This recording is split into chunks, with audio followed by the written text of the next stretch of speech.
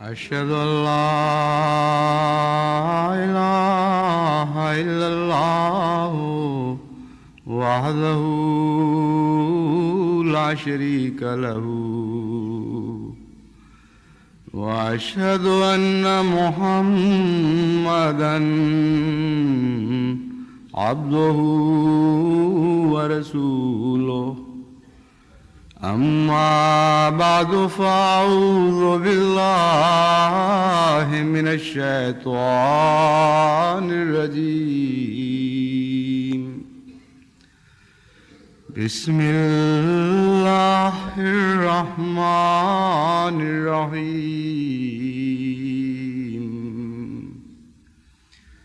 الحمد لله رب العالمين الرحمن الرحيم مالك يوم الدين إياك نعبد وإياك نستعين اهدنا الصراط المستقيم صراط الذين أنعمت عليهم غير المغضوب عليهم ولا الضالين.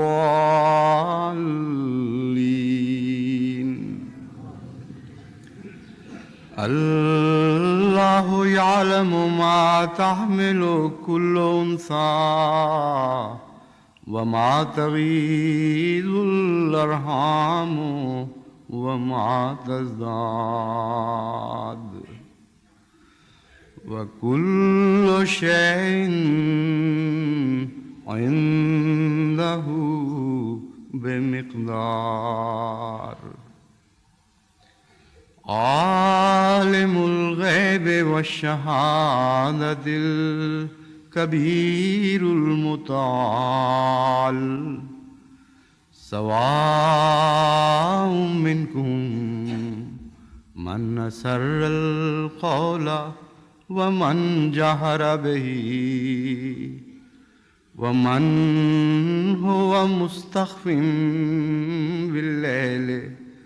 وسارب بالنهار له معقبات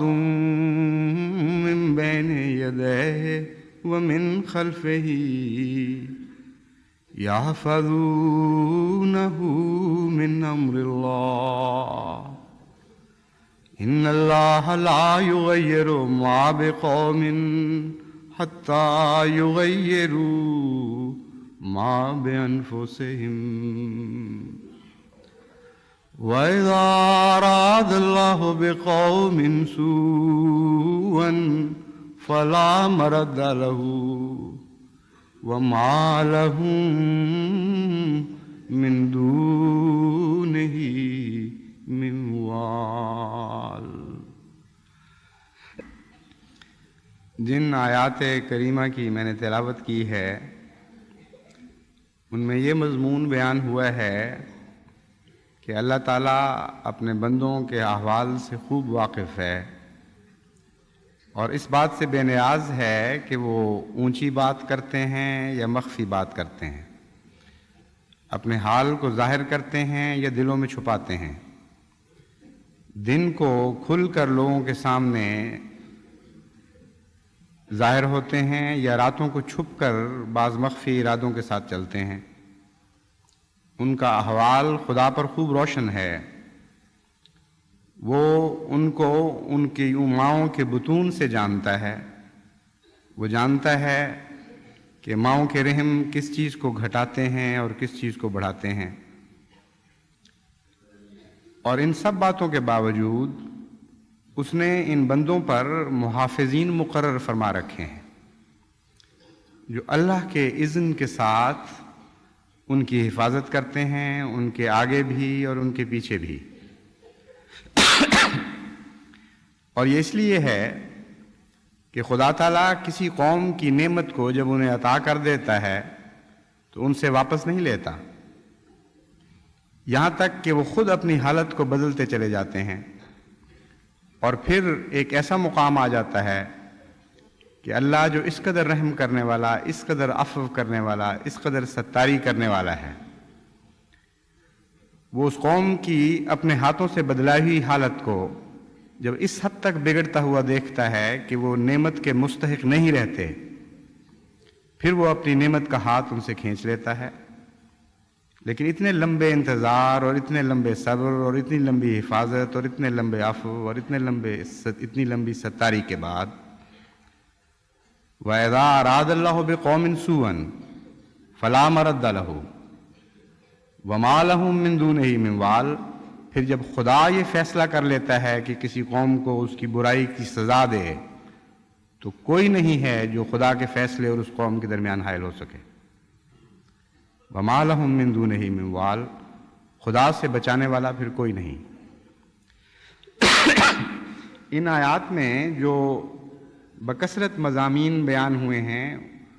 ان کے اندر بطن در بطن مضمون پھر چلتا چلا جاتا ہے۔ اس میں اللہ تعالیٰ کی ستاری کا ایک بہت ہی پیارا نقشہ کھینچا گیا ہے۔ عفو کا مضمون میں نے گزشتہ جمعے میں بیان کیا تھا، یعنی گو پوری طرح اس کے تمام پہلو تو بیان نہیں کر سکا وقت کی رعایت کے پیش نظر، لیکن کسی حد تک میں نے عفو کے بارے میں جماعت کو تعلیم دی کہ اللہ تعالیٰ کی مغفرت، عفو چاہتے ہیں، اللہ تعالیٰ سے عفو کا سلوک چاہتے ہیں، تو خدا کی طرح عفو بننے کی کوشش کریں، بندوں سے صرف نظر کیا کریں، ان کے گناہوں سے آنکھیں پھیرا کریں، تو اللہ تعالیٰ بھی آپ سے صرف نظر فرمائے گا اور آپ سے اسی طرح عفو کا سلوک فرمائے گا، بلکہ بہت بڑھ کر جس طرح آپ اللہ کے بندوں سے سلوک کرتے ہیں۔ عفو کا جہاں ایک تعلق مغفرت سے ہے، وہاں ایک دوسرا تعلق ستاری سے ہے، اور خدا تعالیٰ کی صفات کو ہم اس طرح زنجیروں کی شکل میں ایک دوسرے کے ساتھ مربوط پاتے ہیں۔ جس طرح مادی دنیا میں کیمسٹ جانتا ہے کہ کس طرح خدا تعالیٰ کی تخلیقات میں ایٹم ایک دوسرے سے جڑ کر چین بنا لیا کرتے ہیں، اسی طرح خدا تعالیٰ کی صفات بھی بعض صورتوں میں کلوزڈ سرکٹ چینز کی شکل میں نظر آتی ہیں، یعنی ایک بند دائرے کی شکل میں ایک دوسرے سے تعلق رکھتی ہوئی، بعض صورتوں میں وہ ایک دوسرے سے مسلسل رابطہ رکھتی ہوئی آگے بڑھتی ہیں۔ تو عفو کا تعلق ایک طرف مغفرت سے ہے اور ایک دوسری طرف ستاری سے ہے، اور عفو کی بھی ایک منفی صفت ہے، یعنی عفو کے نہ ہونے کے نتیجے میں پیدا ہوتی ہے، اور ستاری کی بھی ایک منفی صفت ہے جو ستاری کے نہ ہونے کے نتیجے میں پیدا ہوتی ہے۔ اور جس برائی کا خدا نے ذکر فرمایا ہے، اس سے ایک پہلو کے لحاظ سے یہی مراد ہے کہ جب تم خدا تعالیٰ کی صفت ستاری کو چھوڑو گے تو اس کی منفی صفت تمہارے اندر پیدا ہونی شروع ہو جائے گی، اور جب وہ پیدا ہو جائے گی تو خدا کی نعمتوں سے محروم رہ جاؤ گے اور خدا کی پکڑ کے نیچے آ جاؤ گے۔ ان منفی صفات کا ذکر تو میں آئندہ کروں گا، اس وقت میں آج کے خطبے کا مضمون صرف ستاری سے کے تعلق میں بیان کروں گا۔ اللہ تعالیٰ ستار ہے، کیا معنی ہیں اس کے، اور عفو اور ستاری میں کیا فرق ہے، پہلے تو میں یہ بیان کرتا ہوں۔ عفو کہتے ہیں کسی برائی کو دیکھنا اور اس سے حیا کر جانا، صرف نظر کر جانا۔ چنانچہ حضرت صلی اللہ علیہ وآلہ وسلم نے اس پہلو سے اللہ تعالیٰ کو حیّن بیان فرمایا، یہ بڑا حیا کرنے والا ہے، اس کثرت سے تمہیں گناہوں میں ملوث پاتا ہے، اس کثرت سے تمہاری خطائیں دیکھتا ہے، اور کوئی پہلو بھی اس کا ایسا نہیں تمہاری برائیوں کا جو اس سے مخفی ہو۔ بسا اوقات تمہاری برائیاں تم سے مخفی رہتی ہیں، جھوٹی نیتوں کے پردوں میں تم نے ان کو چھپایا ہوا ہوتا ہے، لیکن خدا جو کنہ تک نظر رکھتا ہے، پاتال تک نظر اس کی پڑتی ہے، وہ ہر بات سے واقف ہے، تم بھی اپنی برائیوں سے ایسے واقف نہیں، اس کے باوجود وہ صرف نظر فرماتا ہے، حیا کرتا ہے تم سے، اس کو عفو کہتے ہیں۔ اور عفو کا ایک طبی نتیجہ یہ ہے کہ جب انسان ان برائیوں سے حیا کرتا ہے تو وہ غیروں سے بھی ان کو چھپائے۔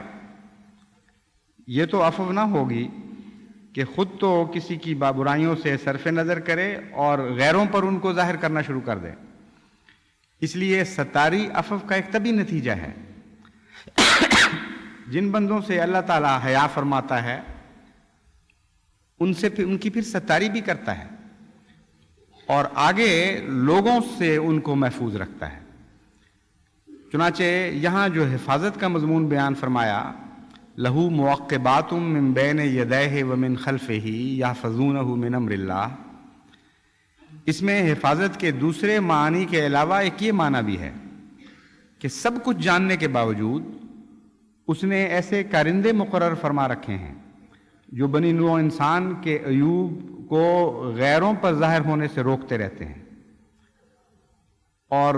بالارادہ ملائکہ بھی اس بات پر مقرر ہیں اور قانون قدرت بھی اس بات پر مقرر ہے کہ انسان کے عیوب کو غیروں سے چھپاتا ہے۔ اور اگر اس پہلو سے انسان اپنی زندگی کے واقعات پر غور کرے تو دنیا دار جن باتوں کو اتفاق سمجھتا ہے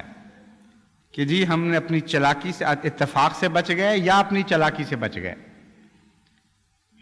ایک عارف باللہ کو کھلم کھلا نظر آ جاتا ہے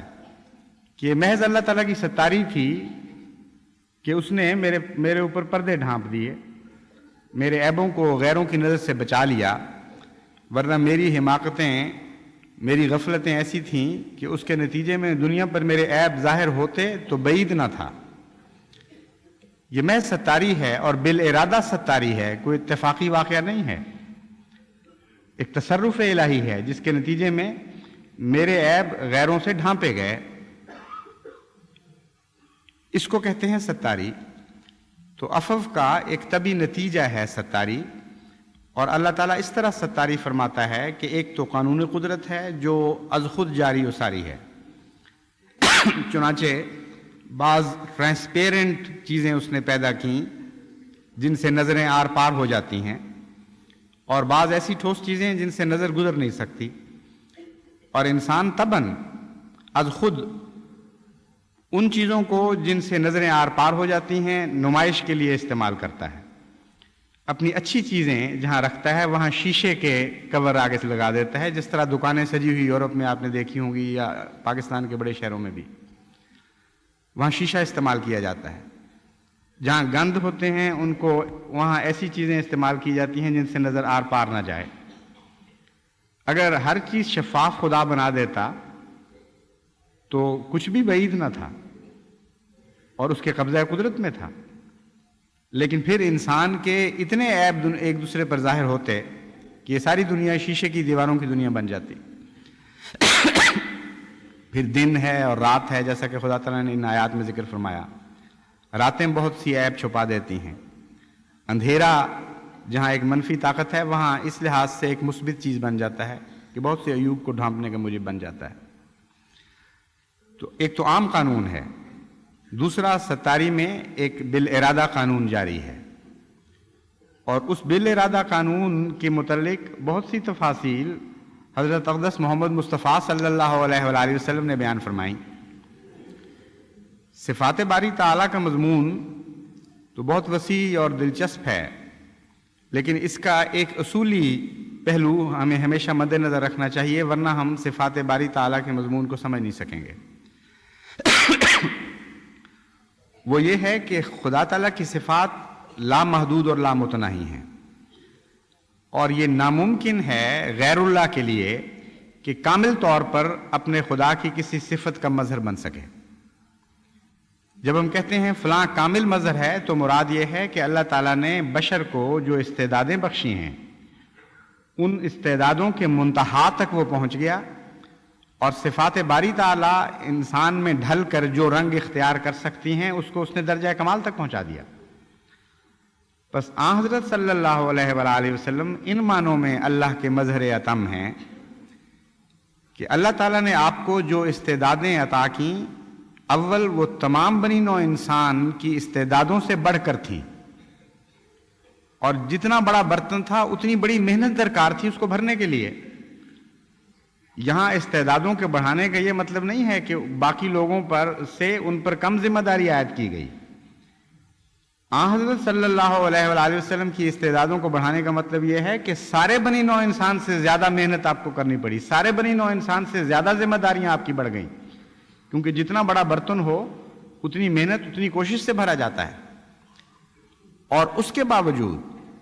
حضرت صلی اللہ علیہ وآلہ وسلم نے درجہ کمال تک پہنچا دیا، لبالب بھر دیا اپنے وجود کو صفات باری تعالیٰ سے. بس صفت باری کو اپنی ذات میں جاری کرنے کے لیے حضرت محمد مصطفیٰ صلی اللہ علیہ وآلہ وسلم کے حوالے کے بغیر بات ہو ہی نہیں سکتی. ہم سمجھ ہی نہیں سکتے کہ یہ صفت بندے میں آ کر کیا روپ دھارے گی. پانی جس طرح برتن میں جا کر ایک شکل اختیار کرتا ہے، تو وہ نمونے کا برتن جس میں صفات باری تعالیٰ جلوہ گر ہوتی ہیں اور ایک خاص شکل اختیار کرتی ہیں، وہ حضرت اقدس محمد مصطفیٰ صلی اللہ علیہ وآلہ وسلم کی ذات ہے. بس آپ کی ذات کے حوالے کے بغیر صفت باری تعالیٰ کا کوئی مضمون بیان ہی نہیں ہو سکتا. حضرت صلی اللہ علیہ وآلہ وسلم ستاری کے مضمون کو بیان کرتے ہوئے فرماتے ہیں، مسند احمد بن حنبل کی حدیث ہے، حضرت یعلا روایت کرتے ہیں کہ حضرت محمد مصطفیٰ رسول اکرم صلی اللہ علیہ وآلہ وسلم نے فرمایا، ان اللہ عز و جل یحب الحیاء والستر. اللہ عز و جل حیا کو پسند فرماتا ہے، محبت کرتا ہے حیا سے، اور ستر سے محبت کرتا ہے.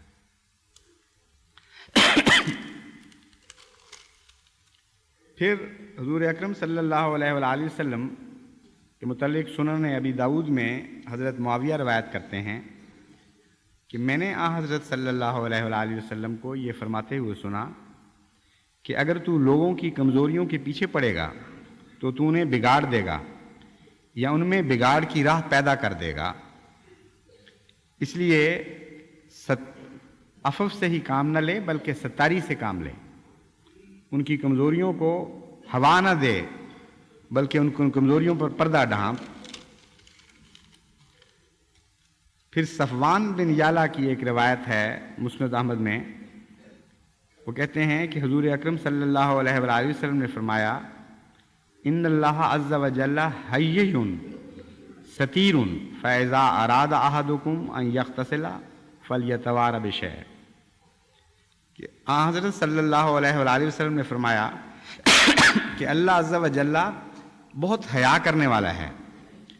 اور ستیر ہے. ستار کے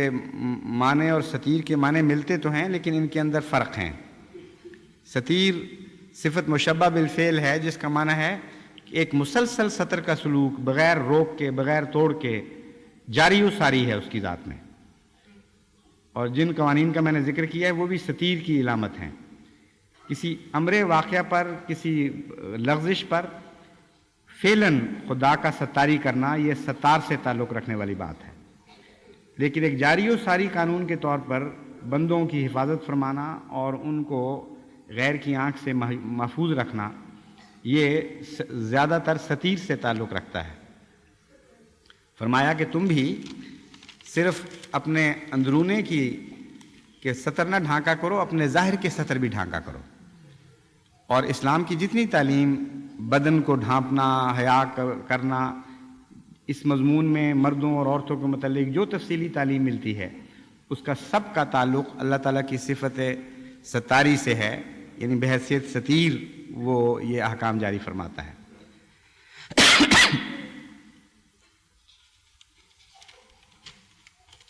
حضرت ابن مسعود بیان کرتے ہیں کہ ایک شخص کو چوری کے الزام میں حضرت صلی اللہ علیہ وآلہ وسلم کے سامنے پیش کیا گیا تاکہ آپ اس کے ہاتھ کو کاٹنے کا حکم صادر فرمائیں. حضور کا چہرہ یہ حالات دیکھ کر متغیر ہو گیا. مسلمانوں نے عرض کیا کہ یا رسول اللہ، کیا آپ کو اس کام میں کچھ کراہت آ رہی ہے؟ آپ نے فرمایا، کیوں نہ آئے، میں اپنے بھائیوں کی دشمنی میں شیطان کا مددگار نہیں ہونا چاہتا. اگر تم چاہتے ہو کہ اللہ تعالیٰ تمہارے گناہ معاف کر دے اور بخش دے تو تم کو چاہیے کہ لوگوں کے گناہوں کو چھپاؤ، کیونکہ جب تم سلطان کے پاس جاؤ گے تو حد جاری کرنا اس پر ضروری ہو جائے گا۔ بہت ہی پرحکمت تعلیم ہے۔ ستاری کہاں کی جا سکتی ہے، کہاں نہیں کی جا سکتی، کہاں عفو پر ہاتھ کھلے ہیں، کہاں بند جاتے ہیں، اور جماعت کو خاص طور پر اس حدیث کے مضمون پر غور کرنا چاہیے۔ اگر کوئی برائی دیکھتا ہے تو یہ ایک غلط فہمی ہے کہ اس برائی کو لازماً شکایت کر کے سزا دلوانی چاہیے۔ یہ فرض نہیں ہے آپ کا۔ حضرت صلی اللہ علیہ وآلہ وسلم نے ناپسند فرمایا اس بات کو، لیکن کن برائیوں میں شکایت کرنی چاہیے، کن میں نہیں کرنی چاہیے، یہ الگ مضمون ہے۔ نہ کرنے والی باتیں جہاں تک ہم نے معلوم کی حدیث سے اور اسوہ سے، وہ ہیں جہاں ذاتی قصور ہے کسی انسان کا، انفرادی قصور ہے، اور جہاں نظام جماعت یا نظام اسلام کے خلاف کوئی شرارت ہے، وہاں ایک مرتبہ بھی حضرت صلی اللہ علیہ وآلہ وسلم نے بات پہنچانے سے منع نہیں فرمایا، بلکہ ان باتوں کو اس طرح سنتے تھے غور سے اور توجہ سے کہ غیر قرآن کریم بیان فرماتا ہے تانا دیا کرتے تھے کہ وہ اذن ہے، وہ تو مجسم کان ہے شکایتیں سننے کے لیے۔ فرمایا اذن خیر لکم، ہے تو مجسم اذن تمہارے جس طرح تم کہہ رہے لیکن ان معنوں میں نہیں، خیر کے لیے اذن ہے۔ وہ باتیں غور سے سنتا ہے جن سے قومی بھلائیوں کا تعلق ہے، اور جن سے قومی بھلائیوں کا تعلق نہیں ان سے صرف نظر کرتا ہے اور ہرگز ان کو نہیں سنتا۔ تو حضرت صلی اللہ علیہ وآلہ وسلم کا اسوہ اس میں ایک تفریق فرما رہا ہے۔ جہاں قومی نقصان کے خطرے ہوں وہاں ہر مومن کا فرض ہے کہ بات کو متعلقہ نظام تک پہنچائے۔ جہاں انفرادی غلطیاں ہوں وہاں حضرت صلی اللہ علیہ وآلہ وسلم کی تعلیم یہ ہے کہ ان سے صرف نظر بھی کرو اور ان کو ان لوگوں تک پہنچانے سے حیا کرو کہ جن تک اگر پہنچ گئی تو ان کا فرض ہو جائے گا کہ وہ سزا دیں، ان کے ہاتھ بن جاتے ہیں۔ وہاں وہ نظام کے نمائندہ ہوتے ہیں، نظام کو جاری کرنا خدا نے ان کی ذمہ داری ڈالی ہوتی ہے، جب ان تک بات پہنچ جائے تو پھر وہ مجبور ہو جاتے ہیں۔ یہ ان لوگوں کا بھی جواب ہے جو بعض دفعہ جب میں تعلیم دیتا ہوں عفو کی اور مغفرت کی اور ایسی باتوں کی تو بعض لوگ پھر لکھتے ہیں کہ جناب ہمیں تو آپ نے پکڑ لیا فلاں بات پہ، ہم سے تو عفو کا سلوک نہیں کیا، ہم سے تو مغفرت نہیں کی گئی۔ انہی باتوں پہ پکڑا جاتا ہے جن میں انسان مجبور اور بے اختیار ہو جاتا ہے، اور سیرت محمد مصطفیٰ صلی اللہ علیہ وآلہ وسلم کے تابع دکھ کے ساتھ پکڑا جاتا ہے، تکلیف محسوس کر کے پکڑا جاتا ہے، خوشی کے ساتھ نہیں پکڑا جاتا۔ چنانچہ حضور کی یہ حالت جو تھی، اس قدر حضرت صلی اللہ علیہ وآلہ وسلم کو دکھ پہنچا کہ مجھے مجبور کیا جا رہا ہے ایک مومن بھائی کے ہاتھ کاٹنے پر، کہ آپ کا چہرہ متغیر ہو گیا۔ صحابہ نے وہ دکھ دیکھ لیا اور پوچھا تو آپ نے فرمایا کہ کیوں تم مجھے مجبور کر دیا، کیونکہ میری حالت یہ ہے کہ میں نظام کو نافذ کرنے پر مامور کیا گیا ہوں، اگر مجھ تک تم بات پہنچا دو گے تو پھر میں بے اختیار ہو جاتا ہوں، اس لیے تمہیں اختیار تھا کہ تم یہ بات نہ پہنچاتے۔ اس کو کہتے ہیں ستاری، اور کس طرح کھول کھول کر حضرت اقدس محمد مصطفیٰ صلی اللہ علیہ وآلہ وسلم باتیں بیان فرماتے ہیں۔ حیرت انگیز رسول ہیں، کوئی آپ کا ثانی نہیں دنیا میں، کوئی مثال نہیں مل سکتی جس نے اس طرح کھول کھول کر اللہ تعالیٰ کے نشانات کو دنیا کے سامنے پیش کیا ہو اور اس طرح باریکی اور لطافت کے ساتھ مضامین کو کھول کر بیان فرمایا ہو۔ چنانچہ قرآن کریم اس پر نظر کرتے ہوئے فرماتا ہے وَكَذَلِكَ نُصَرِّفُ الْآيَاتِ وَلِيَقُولُوا دَرَسْتَ، اے محمد ہم تیرے اوپر جو آیات کو خوب بدل بدل کر پلٹ پلٹ کر پھیر پھیر کر بیان کرتے ہیں، اس لیے تیری یہ تربیت کر رہے ہیں کہ جن تک تو پیغام پہنچائے وہ کہہ اٹھیں کہ ہاں تو نے تدریس کا حق ادا کر دیا، کوئی پہلو باقی نہیں چھوڑا، اپنے فرض رسالت کو خوب خوب خوب روشن کیا اور خوب عمدگی کے ساتھ ادا کیا۔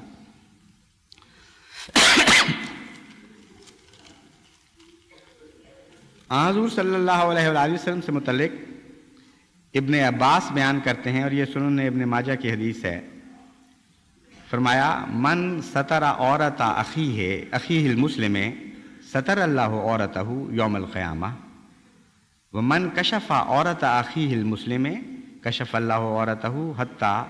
یفضحہ بہا فی بیتہ، کہ جس نے اپنے مسلمان بھائی کی پردہ دری کی، یعنی ستاری سے کام نہ لیا، اللہ اس کی پردہ دری قیامت کے دن فرمائے گا، اور جس نے ستاری کی، من ستر عورت آخی، جس نے اپنے مسلمان بھائی کی ستاری کی، پردہ پوشی فرمائی، اللہ قیامت کے دن اس کی پردہ پوشی فرمائے گا۔ ومن کشف عورت آخی المسلم، اور جس نے اس کی پردہ دری کی، اللہ اس کی پردہ دری اس طرح بھی کرے گا کہ وہ اپنے ہی گھر میں ذلیل و رسوا ہو جائے۔ پھر ابن صالح ابی صالح ابو ہریرہ سے روایت کرتے ہیں، اور یہ جامع ترمذی میں حدیث آئی ہے کہ حضرت اقدس محمد مصطفیٰ رسول اکرم صلی اللہ علیہ وآلہ وسلم نے فرمایا کہ جس نے من نفس عن مومن کربتن، جس نے من کربن، من نفس عن مومن کربتن من کرب الدنیا نفس اللہ عنہ کربتن من کرب الآخرہ ومن ستر علی مسلم سترہ اللہ فی الدنیا والآخرہ واللہ فی عون العبد ما کان العبد فی عون اخیہ، کہ جس کسی نے بھی اپنے مومن بھائی کے دکھ کو، دنیا کے دکھوں میں سے کسی دکھ کو دور کیا، اللہ آخرت میں اس کے دکھوں کو دور فرمائے گا، اور جس نے اپنے مومن بھائی مسلمان کی پردہ پوشی فرمائی، اللہ دنیا میں بھی اس کی پردہ پوشی فرمائے گا اور آخرت میں بھی اس کی پردہ پوشی فرمائے گا۔ واللہ فی عون العبد ما کان العبد فی عون اخیہ، اللہ اپنے اس بندے کی مدد پر رہتا ہے جب تک وہ اپنے بھائی کی مدد پر تیار کھڑا رہتا ہے۔ جب تک کوئی مومن کسی مومن کی مدد کرتا رہتا ہے، اللہ اس مومن بندے کی مدد کرتا رہتا ہے جو اس کے بندوں میں سے کسی کی مدد کرتا ہے۔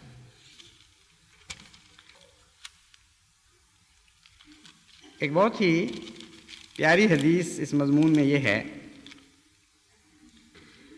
ویسے تو ساری حدیثیں پیاری ہیں لیکن پیاری چیزوں میں سے بعض ذرا زیادہ پیاری لگتی ہیں،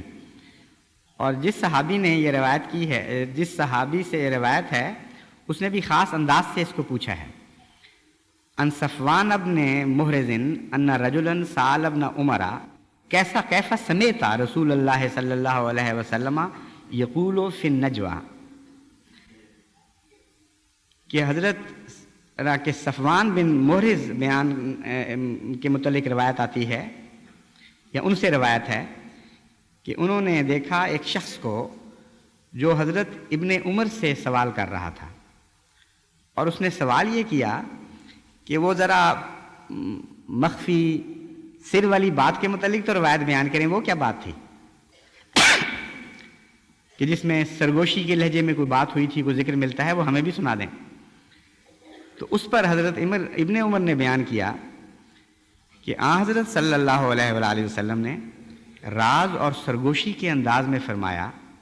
کہ تم سے کوئی اپنے رب کے قریب ہوگا قیامت کے دن،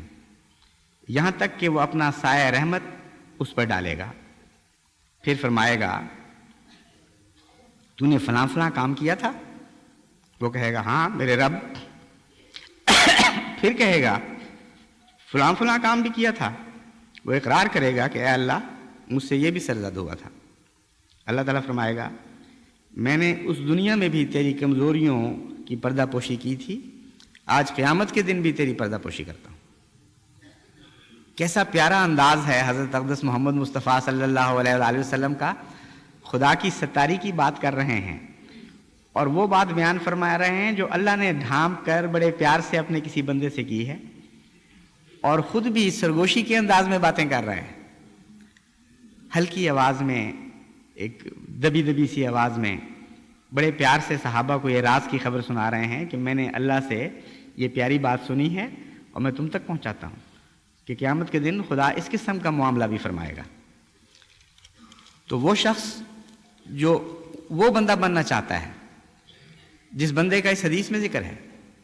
جو چاہتا ہے کہ اللہ کی رحمت کا سایہ اس کے سر پر دراز ہو جائے، وہ بڑے پیار اور محبت سے قیامت کے دن اس سے فرمائے اور شروع میں تھوڑا سا ڈرا بھی دے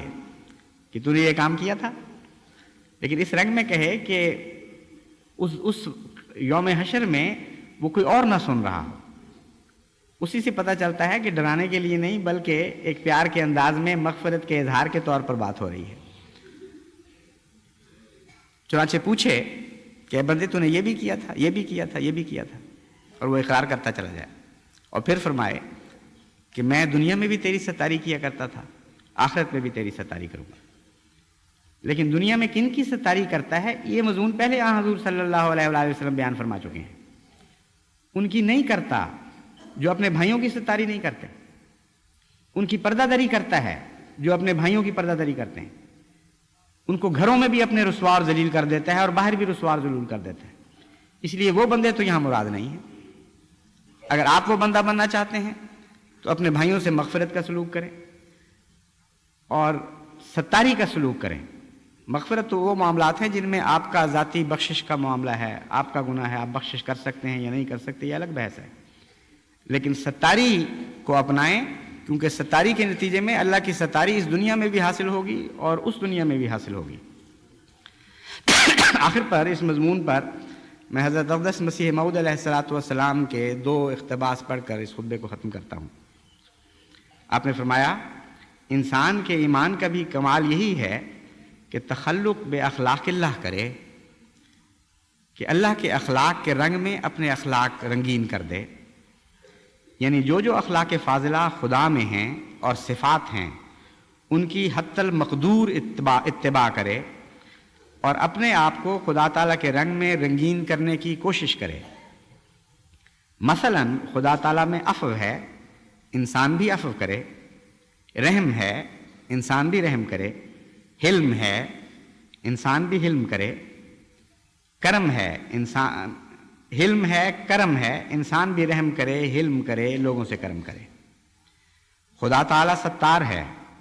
انسان کو بھی ستاری کی شان سے حصہ لینا چاہیے اور اپنے بھائیوں کے عیوب اور معاصی کی پردہ پوشی کرنی چاہیے۔ بعض لوگوں کی عادت ہوتی ہے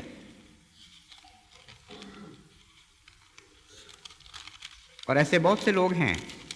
خوب سن لیں کان کھول کر، حضرت مسیح موعود علیہ السلام فرماتے ہیں بعض لوگوں کی عادت ہوتی ہے کہ جب کسی کی کوئی بدی یا نقص دیکھتے ہیں، جب تک اس کی اچھی طرح سے تشہیر نہ کر لیں ان کو کھانا ہضم نہیں ہوتا۔ حدیث میں آیا ہے جو اپنے بھائی کے عیب چھپاتا ہے خدا تعالیٰ اس کی پردہ پوشی کرتا ہے۔ پھر حضرت اقدس صلی اللہ علیہ وسلم فرماتے ہیں توبہ میں ایک مخفی عہد بھی ہوتا ہے کہ فلاں گناہ میں کرتا تھا، اب آئندہ وہ گناہ نہیں کروں گا۔ اصل میں انسان کی خدا تعالیٰ پردہ پوشی کرتا ہے کیونکہ وہ ستار ہے۔ بہت سے لوگوں کو خدا تعالیٰ کی ستاری نے ہی نیک بنا رکھا ہے، ورنہ اگر خدا تعالیٰ ستاری نہ فرمائے تو پتہ لگ جاوے کہ انسان میں کیا کیا گند پوشیدہ ہیں۔ پھر فرمایا خدا تعالیٰ فرماتا ہے کہ تم گمراہ ہو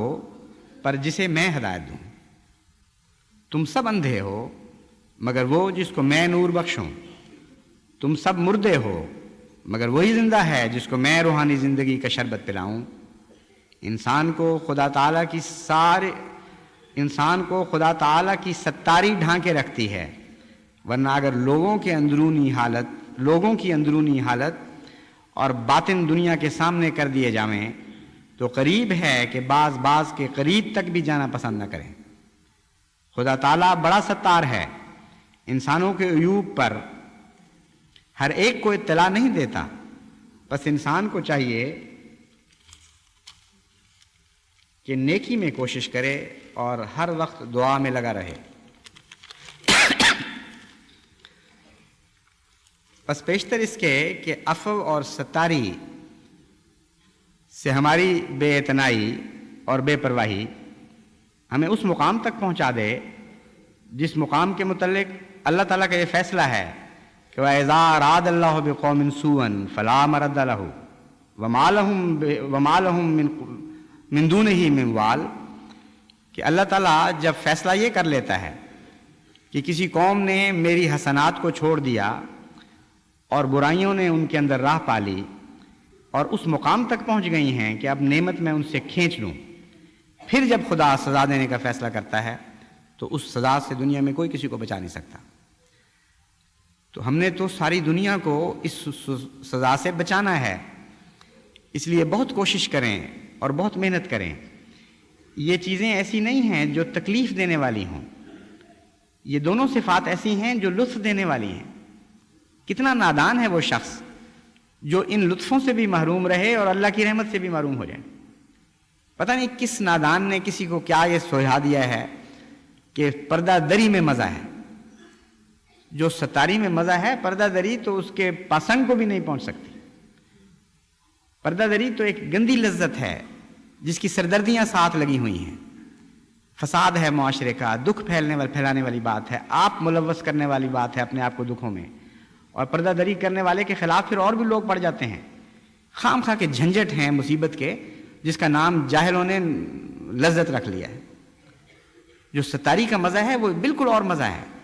ایسی عظیم روحانی لذتیں ہیں ستاری میں کہ عام انسان ان کا تصور بھی نہیں کر سکتا۔ یہ روح میں لذت داخل ہوتی ہے اور اس کا جز بن جاتی ہے، روح کو ایک عظمت عطا کرتی ہے، ایک بلند مقام عطا کرتی ہے، کردار کی تعمیر کرتی ہے۔ خدا کرے کہ جماعت احمدیہ عفو اور ستاری میں درجہ کمال تک پہنچ جائے۔ ساری جماعت کا ہر فرد، جماعت کے بوڑھے، جماعت کے بچے، جماعت کے مرد، جماعت کی عورتیں خدا تعالیٰ کی عفو اور ستاری کی صفات کو اس طرح اپنا لیں کہ اس دنیا میں خدا کے مظہر یہ بن جائیں اور تمام دنیا ان صفات سے فیض پانے والی بنے۔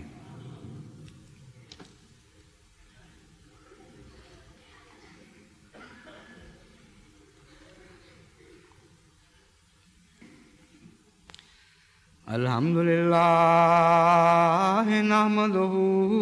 ونستعینہ ونستغفرہ ونؤمن بہ ونتوکل علیہ ونعوذ باللہ من شرور انفسنا ومن سیئات اعمالنا من يهده الله فلا مضل له ومن يضلله فلا هادي له ونشهد أن لا إله إلا الله